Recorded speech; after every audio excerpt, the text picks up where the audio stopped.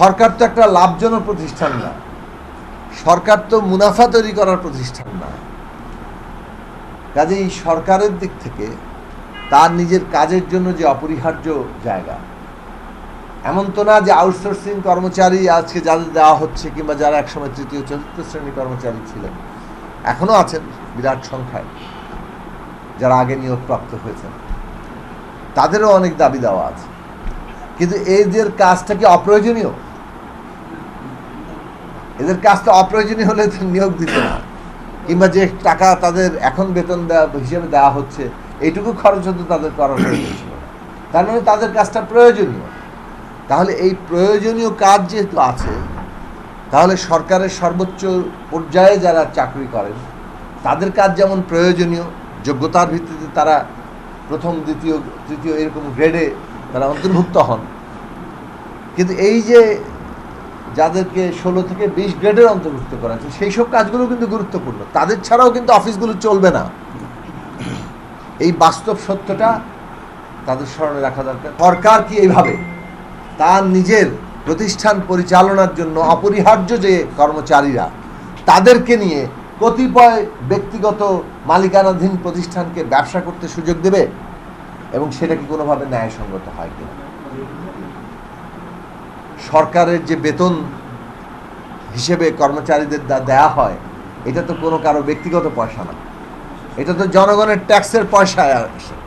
তাহলে জনগণের ট্যাক্সের পয়সায় যদি উচ্চপদস্থ কর্মকর্তারা সহ সরকারের একেবারে রাষ্ট্রপতি, প্রধান উপদেষ্টা, প্রধানমন্ত্রী কিংবা সমস্ত উপদেষ্টাবৃন্দ, মন্ত্রিসভা থেকে শুরু করে সমস্ত উচ্চ পর্যায়ে আমরা সকলের বেতন যদি হতে পারে, তাহলে তার অন্যান্য গ্রেডেও যে সমস্ত অপরিহার্য কর্মচারীরা আছেন তাদের জন্য তার বেতনটা নিশ্চিত করতে হবে। ঠিকাদার প্রতিষ্ঠানগুলো কি ভয়ঙ্কর মানবাধিকার লঙ্ঘন করেছে। তারা বিপুল পরিমাণ টাকার বিনিময়ে এক একজনকে নিয়োগ দিয়েছে এবং ইচ্ছে মতো যখন তখন তাদের ছাঁটাই করেছে, আবার টাকা নিয়ে নিয়োগ দিয়েছে। শুধু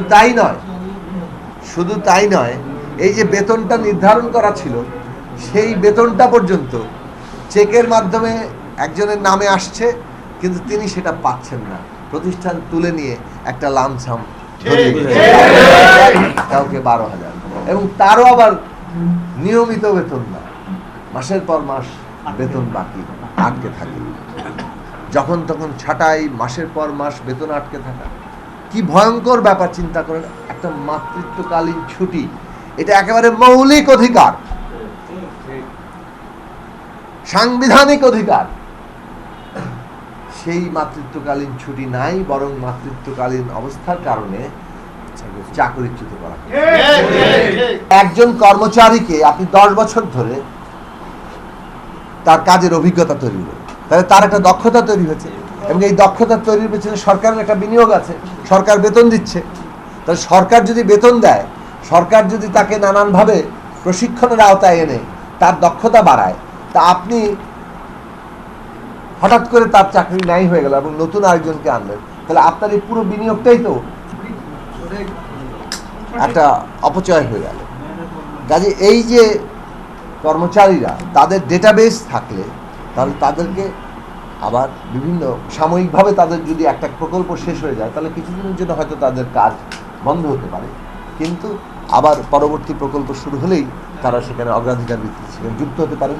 দক্ষ লোকেদের আবার নতুন করে কাজে লাগানো যায় এবং কর্মচারীদেরও একটা কাজের নিশ্চয়তার জায়গা তৈরি। তাদেরও পরিবার আছে, মনে রাখা দরকার, প্রত্যেকের পরিবার আছে, সমাজ আছে, তার একটা পরিচয় আছে। আপনি তার সমাজ পরিচয়, সমাজ এবং পরিবার সমস্ত ক্ষেত্র থেকে তার পরিচয়কে নাই করে দিচ্ছেন, এইটা ভীষণ রকম একটা অমানবিক অবস্থা তৈরি করে।